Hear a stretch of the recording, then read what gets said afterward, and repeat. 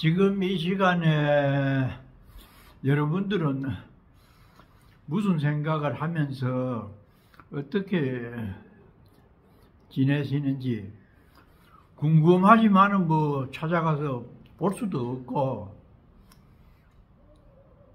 그러네요.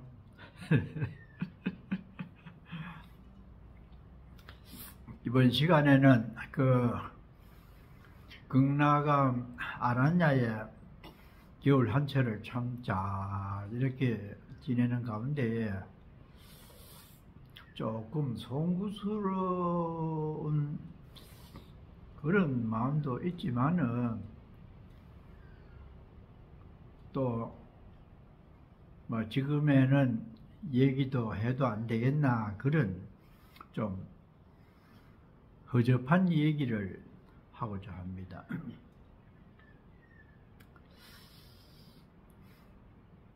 거기에 반살림이 거의 지나고 어느 때인가는 몰라도 이 어느 날에 큰 스님께서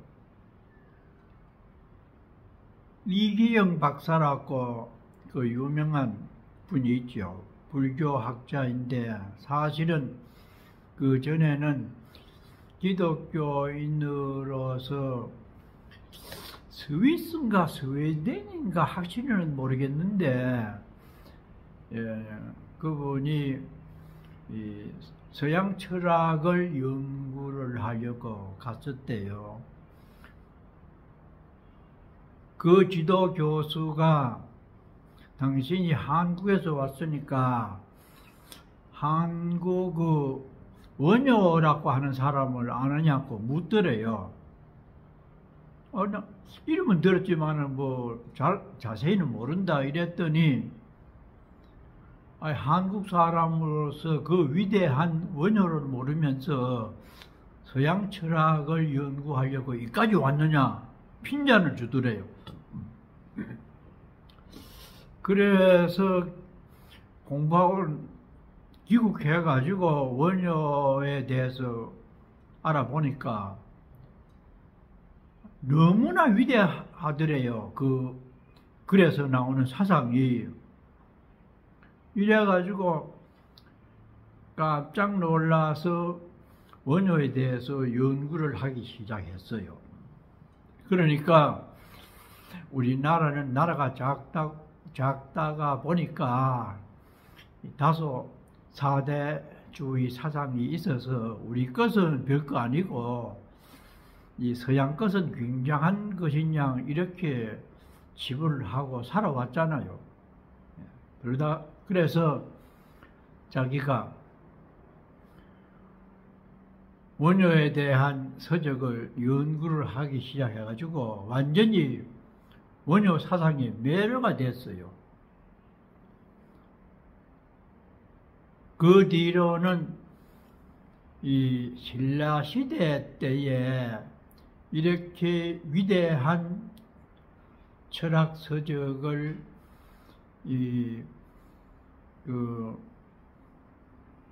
출판을 할 정도로 우리나라가 워낙 적어서 그렇지 그때에 이 원효가 저술한 것이 한 26종 정도의 저서가 있었대요.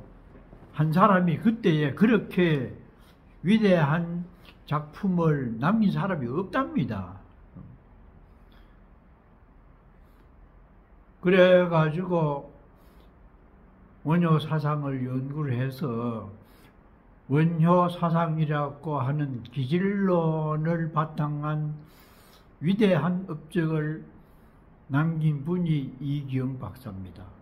동국대학교에서 이 불교대학 학장도 하고 국민대학 총장도 하면서 구도회라고 하는 불교 연구단체를 만들어가지고 그때에 상당한 지식인들이 구도회 회원이 돼서 공부를 굉장히 열심히 했어요. 대구 구도회를 중심으로 해가지고 전국 주요 도시에 구도회 이 연구원이 있었습니다. 벌써 별세한 지가 오래됐습니다만은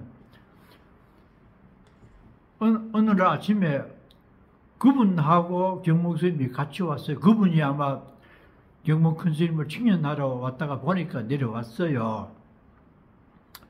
그래가지고 이제 이 유명한 분이 와가지고 같이 왔다고 하면서 차를 타시기 전에 이제 내려오면은 2층에 이제 올라간다고 했잖아요. 그런데 이제 노스님이 올라가시고 우리 따라 가는데 문을 열고 보니까 거기에 누가 무엇을 막 토해놓고 소주병이 있고 속복 옷을 하나 벗어놓고 또 망태기 같은 것도 있고 분위기가 막 희한해요. 그러니까 노스님이 이제 먹고 내려가자 그냥 내려와 버렸어요. 안 그러면은 가서 이제 앉아가지고 이제 송을 지라고 자랑하고 이제 그 법문도 하고 이럴 텐데 상황이 그래 되다 보니까 내려왔어요.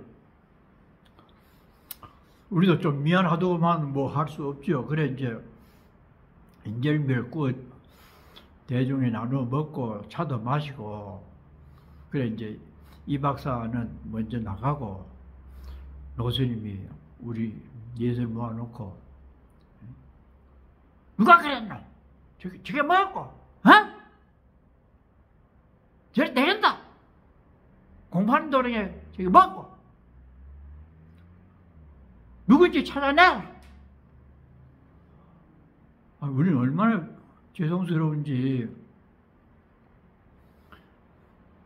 예 알겠습니다 하고 이제 노스님 올라가셨어요. 그래 그 뒤에 올라가 보니까 참 그 모습이 돼가지고 얼마나 참 민망스러웠던지 이제 뒷정리를 다 하고 우리 넷이 이 범인을 찾아야 되는데 이게 누굴까? 어떻게 하면 찾을까?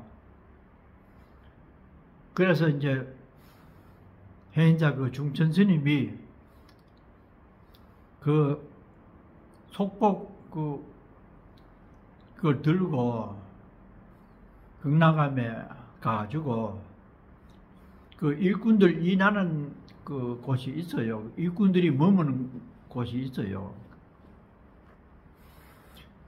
거기 가서 이 옷 주인이 누구냐고 물었어요. 그런데 주인이 나왔어요. 제 겁니다. 옳다. 그 어떻게 되느냐고 추적을 해보니까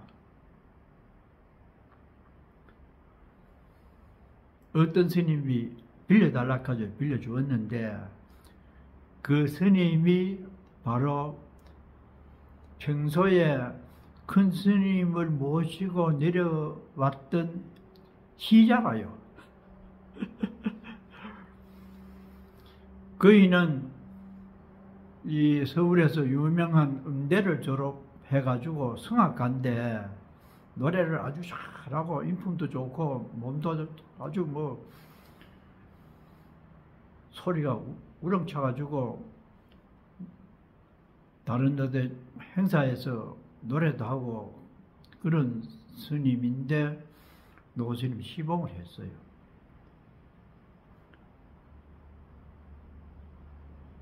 어떻게 됐느냐고 물어보니까 그 전날에 부산 근처에서는 눈이 자주 안 오는데 한방눈이 펄펄 내리는데 큰 눈이 오면은 바람이 없고 조용한 날에 구름이 두꺼울 때에 한방눈이 내립니다.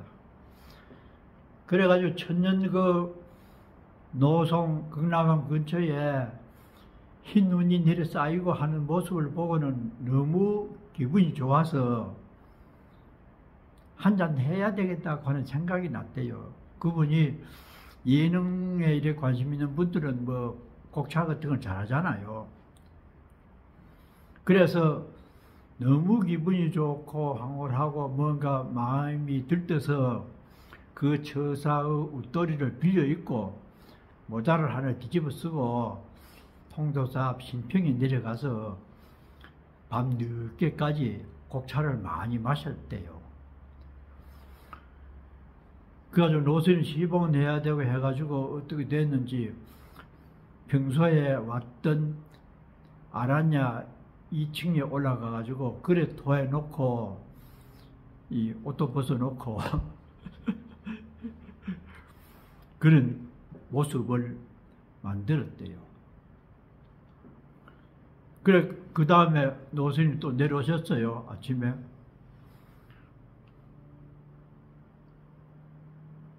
누가 그랬는지 찾았나? 잡았나? 누가 그랬나?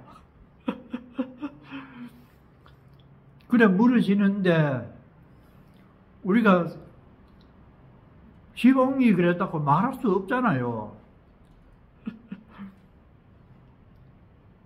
그래가지고 아직 못 찾았습니다.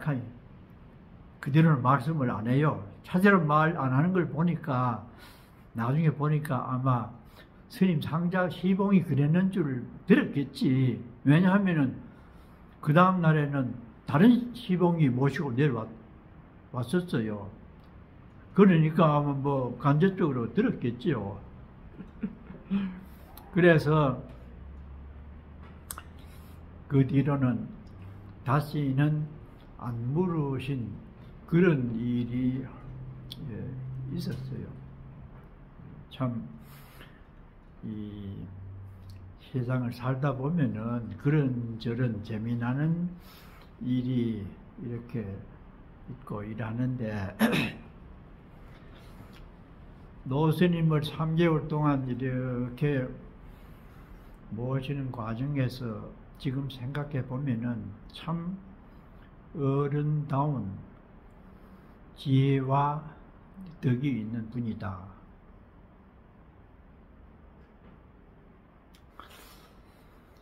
그 극락암의 큰 신도 중에 영도에 사는 사람이 있었는데 그이가 이 큰 의장을 했대요. 노스님 말씀이 불살생하라고 우리가 늘 법문을 듣는데 그 남편 되는 사람이 고기를 그렇게 많이 잡으니까 마음에 찝찝해가지고 노스님께 물었대요.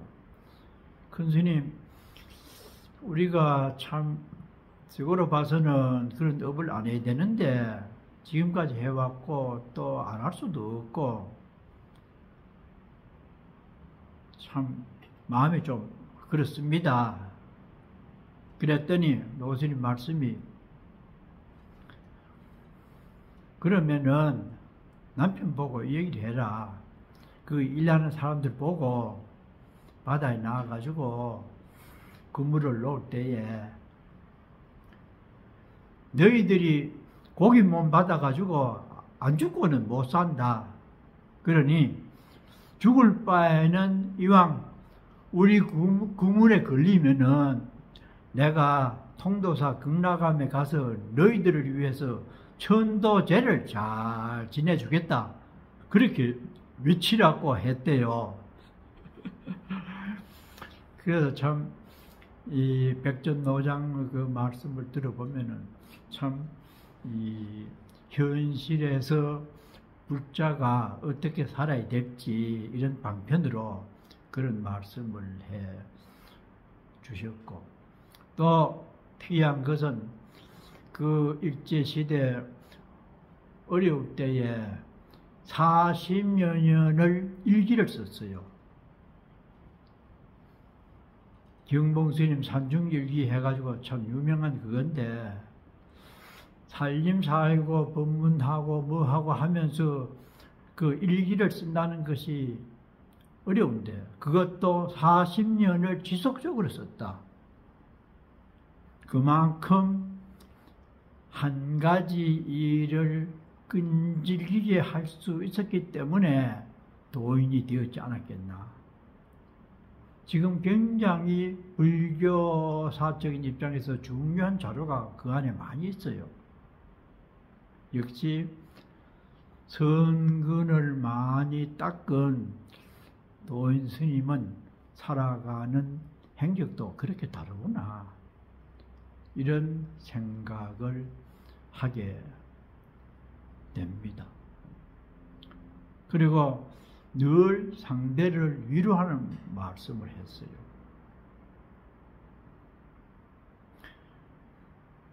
늘 상대를 칭찬해 주어라. 그래가지고 원각 스님이 물었어요. 아파가지고 얼굴이 좋지 않는 사람 오면은 어떻게 해야 되겠습니까? 늘 얼굴이 좋다고 말해 주어라. 그래서 환자가 얼굴이 나쁘게 마련인데 그런 사람한테는 어떻게 말해주면 좋겠습니까? 그러니까 아픈 요랑하고는 좋다.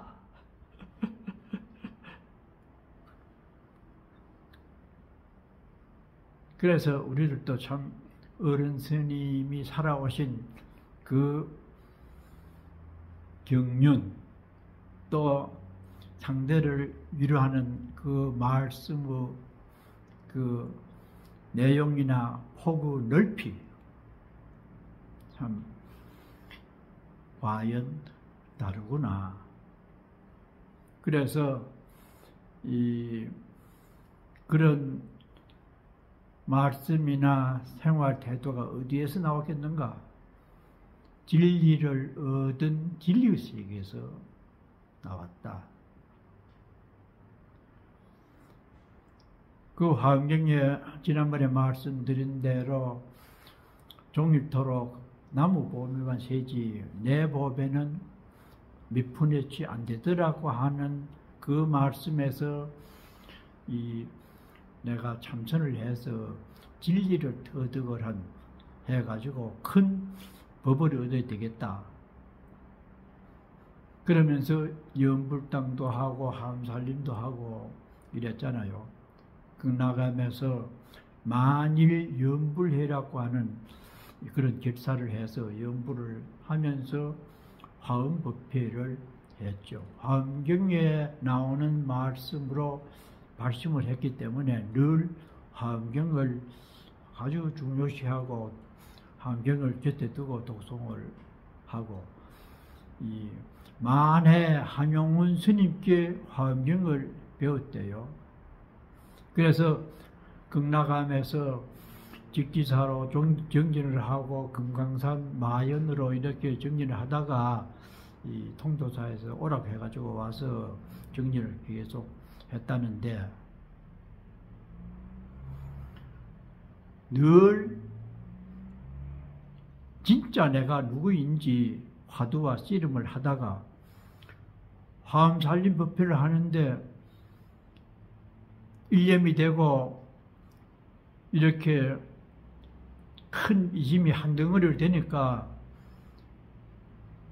그 말씀에, 제자들 말씀에 의하면은 한 이틀 동안에 이상한 몸이 막 벌벌벌 떨리고 막 희한하고 막 잠도 안 오고 그래가지고 극락암에서 밖으로 그 못 있는데 들락날락하고 막 이랬대요. 그러다가 옛날 초는 초가 나빠가지고 촛불을 켰는데 그 촛불이 찌지지 소리가 나면서 촛농이 떨어질 때에 확철되어 했대요. 그래가지고 그 오도송 내용을 보면은 참 나를 알게 되었으니 이 기쁨이 하늘을 찌르고도 남는다. 주 내용이 그거라요. 지금까지는 거짓 나를 참나라고 알고 내냈는데 하도 일념이 돼서 정신통일이 되고 깨닫고 보니까 이제서야 참나인 생명의 본질과 우주의 실체적 진리를 알게 되어서 너무나 즐거워가지고 춤을 추고 미친경이 은행을 했잖아요. 쌍욕을 하면서 거기에도 진리가 있고 여기에도 진리가 있고 잠을 안 자고 눈이 벌겋해가지고 너무 좋아서 날뛰다 보니까 지방에 경봉이 공부하다가 미쳐버렸다 소문이 나가지고 밀양에 있는 그 친구들 집안 사람들이 두루마기를 입고 경봉이 미쳤다는데 어떻게 미쳤는지 가서 위로라도 해야 안 되겠나 가보자고 사람들이 왔었대요. 그 정도로 깨치고 나니까 너무 거기에 감흥이 일어나가지고 감당을 못한 그런 일이 있었기 때문에 경봉 스님께서 깨친 것은 사실이고 온전하다. 이래 이제 지방에 소문이 나서 수자들이 많이 와서 지도를 받았죠.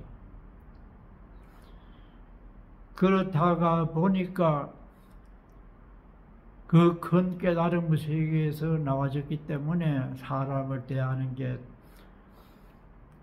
덕행스럽게 또 가능한 한 상대에게 좋은 말을 해서 좋은 불성을 키워야 되겠다고 하는 그런 것이 깨달음의 세계에서 자연스럽게 나와지지 않았겠나 이렇게 생각이 되어요.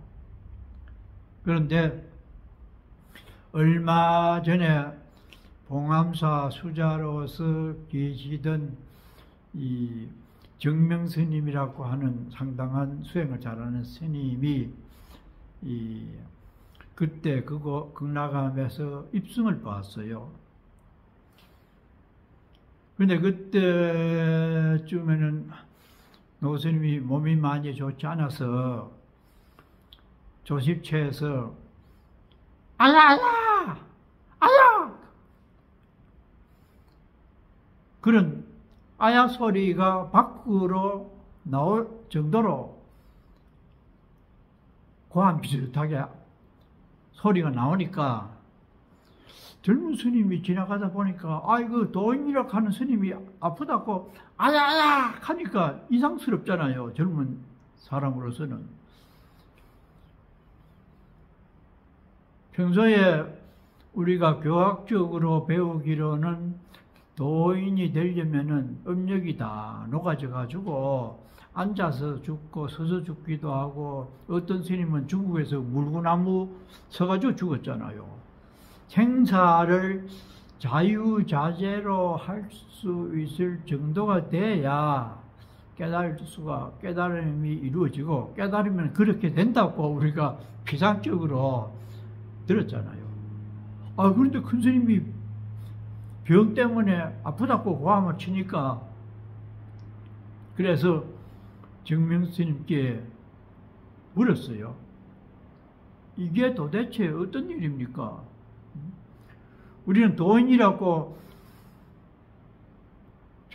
참 hin전하고 와서 수행하려고 왔는데 저렇게 아프다고 고함을 지르니까 어떻게 우리가 받아들여야 되겠습니까? 이론하고 실제하고. 정명스님이 이 사람아 도인은 아프다고 고함 지르는 것도 법문이다. 그랬대요. 참 그 말씀을 내가 들었을 때에 정명스님도 상당한 분이구나 그렇게 느꼈습니다.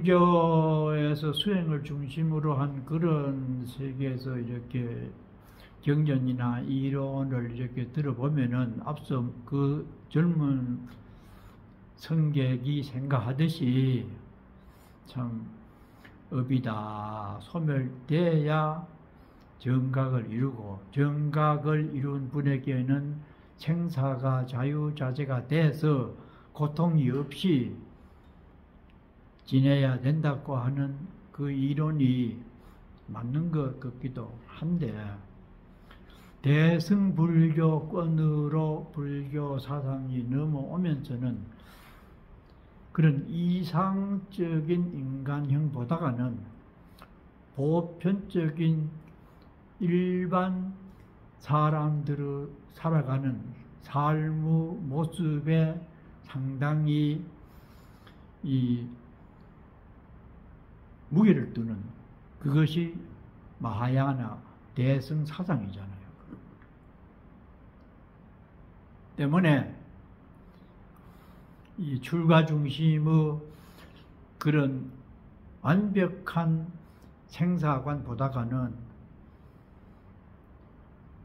신도 중심으로 이루어진 대승불교 사상에서는 또 일반화시켜서 사람이 생명을 가진 이 육체를 논거로 해보면은 얼마든지 아플 수가 있고, 아프지 않으면 안 죽으면 골치 아프잖아요. 병도 날 수가 있어서 그 아프고 또 병이라고 하는 삶의 내용에서 오는 그런 것들도 전부 진리적으로 승화시켜서 바라볼 수 있는 안목을 가지라고 하는 것이 대승불교의 핵심이잖아요. 불교를 일반화시켜서 그렇다고 해서 막 사는 것이 불교라고 치부해서는 안 되고, 그것을 부정적인 관점보다는 긍정적으로 받아들여서 우주에서는 생로병사가 있게 마련이고, 성주계공, 정신세계에서는 생주의멸의 변화무쌍한 그 세계가 바로 이 우주의 생리고, 그 생리 속에서 살아가고 있는 인간에게 있어서 생로병사는 필연적인 것이다.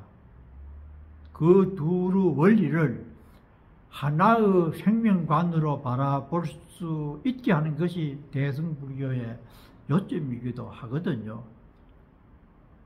그래서 그런 이치를 깨달은 분의 입장에서는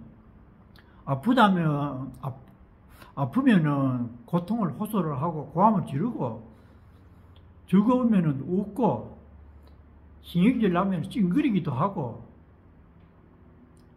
그렇게 하는 것이 현실 세계에서 진리적으로 사는 모습일지도 모르지요. 그렇다고 해서 너무 합리화시킨다든지 궤변을 늘어놓으면은 그것도 문제지만은, 도인의 입장에서는 아파서 고함을 지르는 것도 법문이다라고 대답한 그 정명스님도 상당한 정신세계에 들어간 분으로 생각을 하고 있습니다. 마치겠습니다.